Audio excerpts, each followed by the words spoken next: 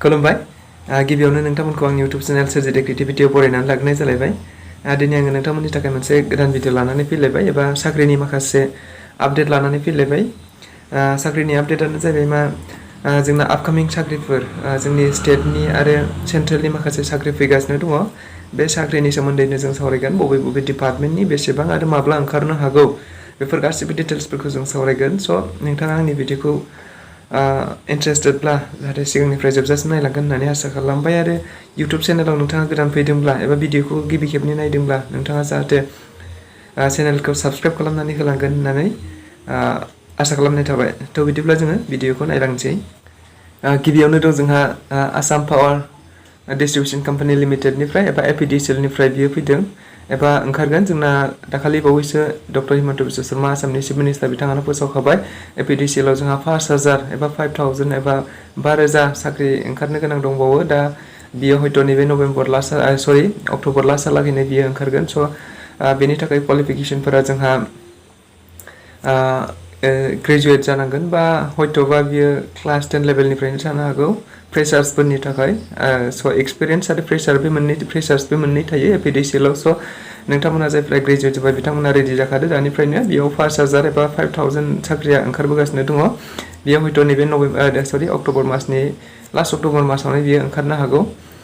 बे थांबाय मोनसे आरो ओमफ्राय बेनिफ्राय जोंहा फरेस्ट बेटेलियन बेखौबो आसामनि chief minister doctor Himanta Biswa Sharma बिथाङानो बुंखादों बेयावबो 5000 एबा 5000 बेयाव पस्ट ओंखारगोन स' फरेस्ट बेटेलियन बे बेटेलियनफोरनि थाखाय हयथ' जोंना क्लास 10 पास जानाय जाबानो जाबाय स' जोंनि साफ्रोमबो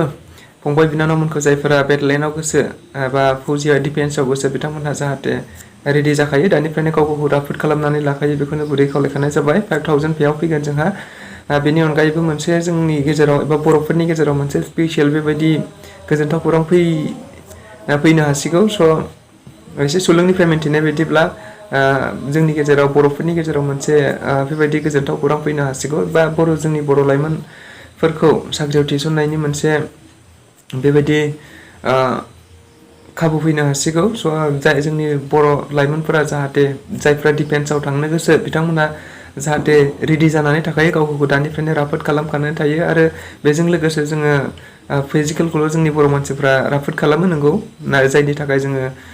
फिजिकेलाव मोजां जायोब्लाबो जोङो बेबायदि रिटेनाव पास खालामनो हाया आरो रिटेनाव पास खालामनो हायैनि थाखायनो जोंनि मानसिफोरा जेरै आसाम पुलिस SSC बेबायदियाव गोबां खम मोनलाङो स' नोंथांमोना जाहाथे फिजिकेलजों लोगोसे गासिखौबो राफोद खालामखानानै थायो बेखौनो गुरै खावलायखानाय थाबाय बेनि अनगायैबो जोंनि गेजेराव मोनसे सेन्ट्रेलनि साख्रि फैगासिनो दङ SSC आ मोनसे कन्डाक्ट खालामनो नागिरगासिनो दं गासै 73,000 प्लास बेयाव पस्ट फैगोन बेखौ अलरेडि नटिफाइ खालामखाबाय एबा ओंखारखासिगोन बियो नैबे 2022 मायथाइनि गेजेरावनो ओंखारगोन बेयाव MTS थागोन CHSL थागोन CPO थागोन CGL थागोन ओमफ्राय JHT थागोन JE थागोन GD कनस्टेबल थागोन स' नोंथांमोना गासिबो रेडि जाखादो बियो क्लास 10 पास जानाय लोगो लोगोनो गासिबो केन्डिडेटफोरा बेयाव एलिजिबल जागोन कनस्टेबल आरो MTS फोरनि थाखाय क्लास 10 पास जानाय जाबानो जागोन बेनि अनगायै क्लास 10 हायार सेकेन्डारि ग्रेजुवेट बेफोरनि थाखाय आलादा पस्ट थागोन स' नोंथांमोना दानिफ्रायनो रेडि खालामखादो जायफ्रा डिफेन्सआव थांनो गोसो थांदो आरो MTS आव थांनो गोसोफ्रा MTS आव थांदो जायनि थाखाय जोंना क्वालिफिकेसना मेट्रिकनिल' गोनांथि दं बियो जोबोद मोजां खौरां जानो हागौ 73,000 प्लास जागोन बे थांबाय मोनसे ओमफ्राय मोनसे ITBP निफ्राय जोंनियाव दा notification already ओंखारखाबाय ITBP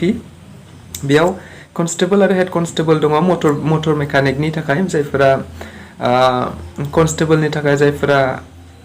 matric pass जाबाय प्लास बेजों ITI थाफानांगोन जोंना ITI कर्स थानांगोन बेजों लोगोसे हेड कनस्टेबलनि थाखायबो क्लास 12 थाबाय प्लास ITI कर्स थाबाय जायफोरा बेबायदि हायार सेकेन्डारि प्लास ITI दङबा मेट्रिक बा ITI दङ बिथांमोनहा रेडि जादो बियो नटिफिकेसना अलरेडि ओंखारखाबाय स्टार्टआ जागोन जोंना एप्लाइ स्टार्टआ जागोन 29 अक्ट'बरनिफ्रायनो बेयो स्टार्ट जागोन 27 नभेम्बरसिम बेयो स्टार्ट जागोन स' नोंथांमोनहा बेखौ जायफोरा एलिजिबल बिथांमोनहा रेडि खालामदो एबा होदो एप्लाइ खालामदो बेनि अनगायैबो ITBP निफ्राय मोनसे ओंखारनो नागिरगासिनो दंबावो 293 था पस्ट बेयावबो कनस्टेबल आरो हेड कनस्टेबल मोननै थागोन बेबो अलरेडि नटिफिकेशना ओंखारखाबायानो बियो स्टार्ट जागोन 1 नभेम्बरनिफ्राय अनलाइन एप्लाइआ सोलिगोन बेनि उनाव 30 नभेम्बरसिम एबा नभेम्बर जोबथाहालागै बे एप्लाइआ सोलिबाय थागोन स' जायफोरा बेयावबो मोननै थागोन मोनसे कनस्टेबल आरो मोनसे हेड कनस्टेबल थागोन बेयावबो मा होनो टेलिकमिउनिकेसन बेयाव क्लास 10 आरो हायार सेकेन्डारि प्लास हायार सेकेन्डारियानो बेनि थाखाय एलिजिबल जागोन स' जायफोरा डिफेन्सआव थांनो गोसो बिथांमोना रेडि जादो फर्माथ' एप्लाइ खालामखानांसिगोन 29 अक्ट'बरनिफ्रायनो मोनसेया सोलिगोन जायनाखि मटर मेकानिकनि थाखाय आरो गुबुन मोनसेया टेलिकमिउनिकेसननि थाखाय बियो जागोन 1 नभेम्बरनिफ्राय 30 नभेम्बरहालागै सोलिबाय थागोन स' बेबायदिनो साख्रिफोरा जोंनि गेजेराव स्टेटनि आरो सेन्ट्रेलनि गोबां साख्रिफोरा फैगासिनो दङ स' नोंथांमोना रेडि जाखाबानो जाबाय साख्रिखौ एप्लाइ खालामनो थाखाय बेबायदिनो गोबां साख्रिफोर फैबाय थागोन आरो थांबाय थागोन बेखौनो आं गुरै खावलायगोन जोंनि बर' लाइमोनफोरा एबा ट्राइबेल लाइमोनफोरा बेबायदि डिफेन्सआव जोंहा गोबां खम सेलेक्ट जायो मानो सेलेक्ट जायो होननानै बुङोब्ला जोङो फिजिकेलखौल' थिक खालामनानै लायो नाथाय रिटेननि थाखाय जोङो बारा थिक खालामनानै लाया एबा रिटेननि थाखाय जोङो प्रिपेयार बारा मोजां खालामा जायनि थाखाय जोङो डिफेन्सआव बेबायदि थालांगासिनो दङ एबा जोंनि बर'फोरा एबा ट्राइबेल मानसिफोरा डिफेन्सआव गोबां खम मोनो दाखालि बावै जानाखि कामान्ड'नि जादोंमोन बे कामान्ड'आव जोंना फिजिकेलल' जानायखाय जोंनि बर' मानसि बा ट्राइबेल मानसिफ्रा गोबां मोनदों बांसिनानो जोंनि ट्राइबेल मानसि होननानै बुंब्लाबो बारा जानाय नङा मानो जोंना फिजिकेलाव थिकखा नालाय फिजिकेलाव थिक जाबानो मोननायखाय दाखालि कामान्ड'नि जानाखि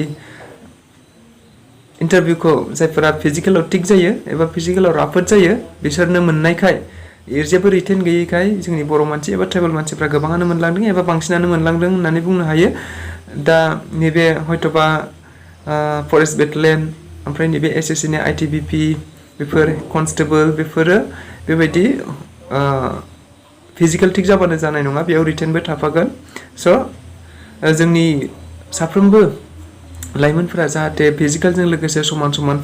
फिजिकेलजों लोगोसे समान रिटेनखौबो प्रिपेयार खालामलांखायो आं बेखौनो गुरै खावलायबाय स' नोंथांमोना रावबो घाबरायनो नाङा जोङो बयबो निस्सय गावबागाव नाजाब्लानो मोनलांगोन आरो मोनसे गोजोनथाव खौरां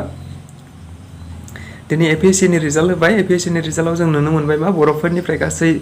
14सिम दासिम मोनथिनायाव 14सिमहालागै बर'फोरा एपिएससि क्लियार जाबाय एबा फाइनाल सिलेक्शन जाबाय स' बिथांमोननि थाखाय आंनि इउटुब चेनेलनिफ्राय